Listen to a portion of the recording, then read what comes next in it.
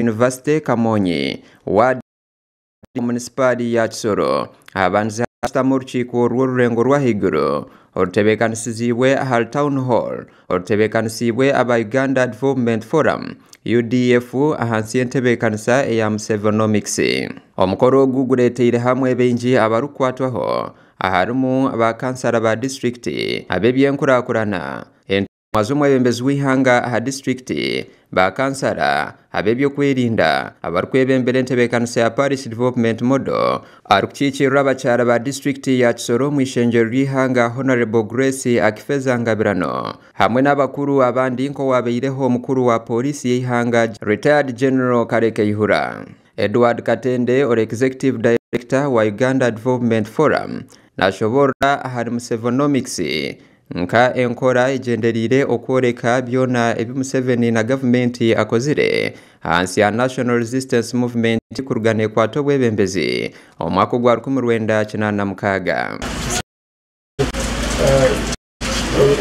ekwata ku mawanga mu Africa agaliko obufuge bw'amatwale nga abamatwale bwe bagenda eggwanga lyatagirwa netufuna ebyenfuna ne ligwa n'ebizibu ebyaddirira ng'abakulu abaaliwo ebiseera obulanga mu ggwanga. Dr. Edward Nashobora munobukera b'ekiringu Uganda enyumeka ery'ekishekererwa omubyentaasya President Museveni abase kwebembera ihanga okutunguuka omubyentaasya. Eggwanga lyatagirwa netufuna ebyenfuna ne ligwa n'ebizibu ebyaddirira ng'abakulu abaaliwo ebiseera obulanga mu ggwanga.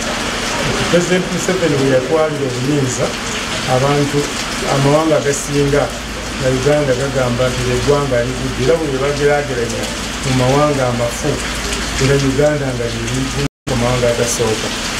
Naye tubadde n'ekyamagero nti tukyusizza embeera yaffe. Dr. Edward Katende nagaruka kushoborera ngu Kisoro ekatoranwa kuba kyaba ekitebe ekikuru kya Musevenomics omuri kigezi omu byanga 14 okwetooroora ihanga ahabw'okugira ngu district egyo eyorekera amaani omu kuhagira entebeekanisa za gavumenti. Tulonze Kisoro kubanga Kisoro senta erabibwako mu kigezi mu PDM Parish Development Model. Generali Kareke Ihura omwe ahabagambi aha mukoro ogwo mukuru w'ihanga hamwe na General Alimsare habw'okwikiriza entebeekanisa egi omu Uganda egenderire okwiha abantu omu bworo. I thank you and salute you, Comrade General Sare, for what you have done. What you have done is revolutionary.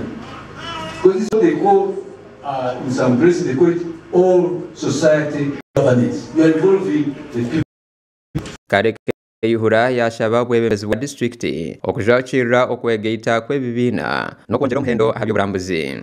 Nashaba abebembezi b'amadini okushemesa abantu aha bikwati n'okwongera omuhendo aha bibaine. On entrepreneurship, I would like you, RDC and the leaders, let us embrace a cooperative strategy. Because that's the only way we can have value addition. The lowest person can have value addition, can benefit from value addition, agro-industrialization, tourism. Kareke Ihura yashaba gavumenti okusherura akatare ahabwa amasharura ekirkwija kureetera abiine ebibiina eby'obuhingi n'oburiisa eby'okwegeita okutunga akasente k'entaasya n'okwetunguura. Then we have the union which would be now handling the higher level of value addition and also marketing and linking up with people like yourselves. And then we also have the societies now own this created circle. Working here with the generals laboring to tell you that you are one. I might have like a coffee and you might feel bad looking at it, but you're wasting your time. Equally, when I see somebody with a rosary, when you hate the coffee, I will also hate your rosary. So we draw. To what draw? But why should we have that? Honorable Grace Akifeza Ngabirano kirwa abakyala ba disitulikiti ya Kisoro n'agaruka mu bigambo bya President Museveni ebyokwekamisa abantu okujja kukirra Musevenomics okubaasa kweyiha ombworo. Gashakwa Adonia Atweire habwa Tayari West.